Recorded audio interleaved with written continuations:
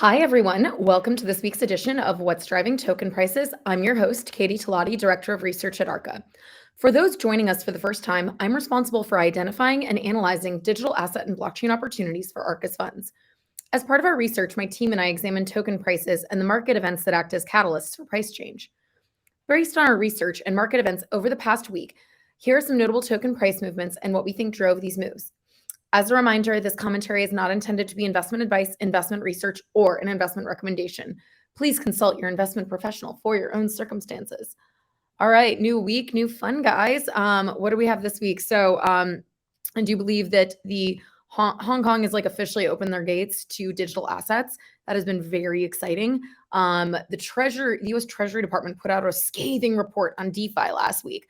The headline actually was awful. But if you dig in, you can see that in the last few pages, they say, well, there's lots of illicit activity happening on DeFi, but it is such a small amount based on versus what's happening with US dollars. So as usual, crypto wins out again on that front. So there's definitely been a lot going on. I think a lot of people are waiting for the big event later today, which we'll talk about. So we can dive right in. So up first is SUSHI. So SUSHI Swap is the decentralized exchange. You've probably heard me talk about them a bunch. They have had a lot of issues back and forth recently. They fell victim to a hack over the weekend, unfortunately. So the hack was basically the result of a bad contract upgrade, which allowed hackers to steal money from the wallets of users that had granted their wallets permission to interact with SUSHI Swap just in the last few days. So thankfully, because of that, not that many users were impacted. However, one user lost about $3.3 million in ETH. On a positive note, though, the team has been able to recover about $3 million of this user's funds through a white hat security process, aka they talked to the protocols that the ETH was sent to and had them stop it. I actually did see something just now that Jared Gray, the CEO of SUSHI, put a proposal forward on Lido DAO's forum to return some of this staked ETH or some of the ETH that was distributed to, I guess, validators to this user that was impacted. So definitely a win for the good guys. Unfortunately, this has definitely become a problem for SUSHI Swap. They've just had a string of bad news between that, the SEC subpoena, and a lot of people who have been really disgruntled with the new CEO. As a result, SUSHI is down 2.4% for the week.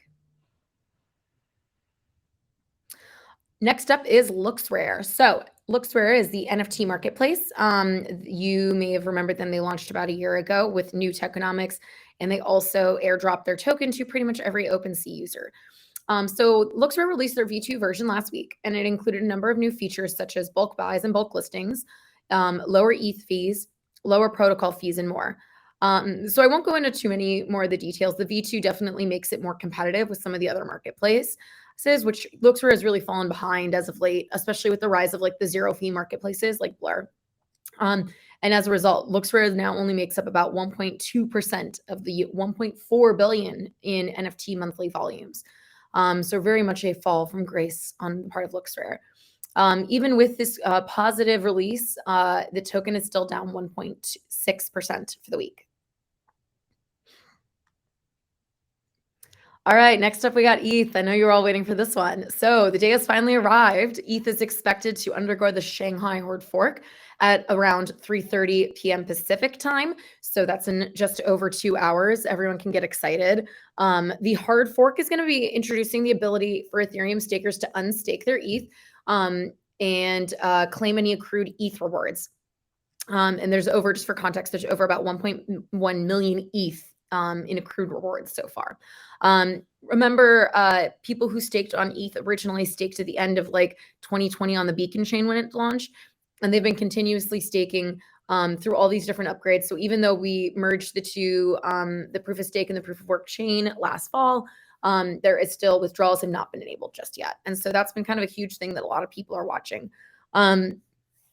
So a lot of people have been speculating in the lead up to this that ETH price could plummet following the upgrade as users unstake and sell. However, there's a few reasons I'm going to kind of myth bust here on that, and why that won't happen. The first is that not everyone can unstake and sell at the same time. There's actually a queue. So if you want to withdraw and stake and unstake your tokens, you basically enter a queue. And the idea is, they don't want too many people unstaking at once and causing kind of volatility on the network. What happens then is that people enter this queue, which can, it allows about 1,600 validators a day to unstake their ETH. Meaning that, like I said, the unstaking is going to be kind of on a slower time frame.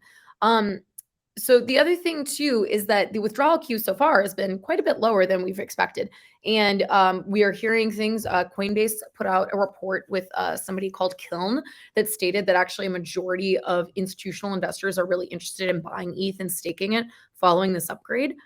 And to give you context on the withdrawal queue right now, there's about 3,900 validators in it, which just puts the withdrawal queue at just over 2 days, which is really not that much.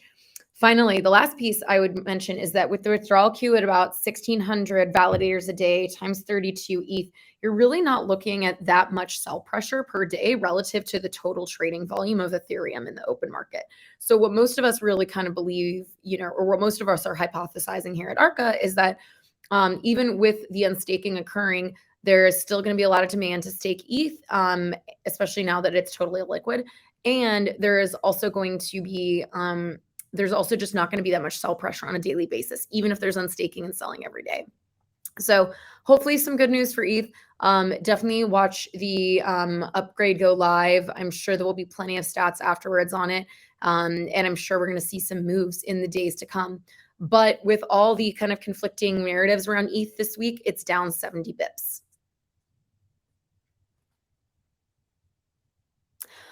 All right, last but not least, I have Maple. So Maple is the uncollateralized lend borrow platform. They announced this week that they're launching a new lending pool that it's going to allow accredited investors and corporates outside of the US to earn yield on treasury bonds. So previously, the team here actually announced that they were going to plan to pivot away from the pivot to offering fully collateralized products versus the uncollateralized lending that they were offering previously. This is definitely the result of a lot of borrowers kind of went under. A lot of their borrowers went under in the last 6 months since FTX, and even prior to that with just like some of the market shakeup.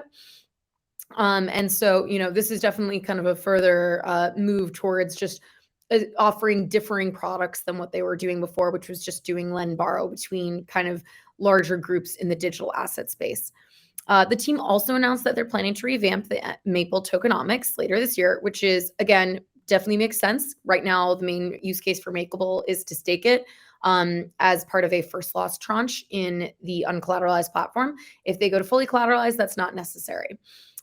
So with that, Maple, they definitely have suffered in the last several months with some of these borrowers going under. They currently only have about $26 million in outstanding loans. But this news has been a huge boon for them in the market. They're up 23% on the week. All right, that's all I got for you guys this week. Thanks for joining. I hope you enjoyed our insights. Tune in here again next Wednesday at 1 p.m. Pacific to hear what's driving token prices.